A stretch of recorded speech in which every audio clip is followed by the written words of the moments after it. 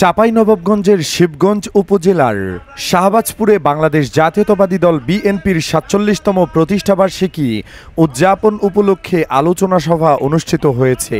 ১ September সোমবার সকাল ১১টায় সোনা মসজিদ গৌর শিশু পার্কে শাহবাজপুর ইউনিয়ন বিএনপি অঙ্গ ও সহযোগী সংগঠনের আয়োজনে ছাত্রদলের যুগ্ম সাধারণ সম্পাদক সেতাউর রহমানের সঞ্চালনায় ও মোহাম্মদ আরিফুল ইসলাম সদস্য সচিব শাহবাজপুর ইউনিয়ন বিএনপির সভাপতিত্বে প্রধান অতিথি হিসেবে উপস্থিত ছিলেন মোহাম্মদ আব্দুল করিম মহাজন, সভাপতি ১ নং ওয়ার্ড শাহবাজপুর ইউনিয়ন শাখা। বিশেষ অতিথি হিসেবে উপস্থিত ছিলেন মোহাম্মদ রুহুল আমিন, সভাপতি ৪ নং ওয়ার্ড শাহবাজপুর ইউনিয়ন। আরও উপস্থিত ছিলেন মোহাম্মদ বোরহান, আহ্বায়ক চাঁপাইনবাবগঞ্জ জেলা ছাত্রদল, মোহাম্মদ কামাল উদ্দিন, সভাপতি ৯ নং ওয়ার্ড। এছাড়াও আরও উপস্থিত ছিলেন শাহবাজপুর ইউনিয়ন বিএনপি ও অঙ্গ সহযোগী সংগঠনের নেতৃবৃন্দ।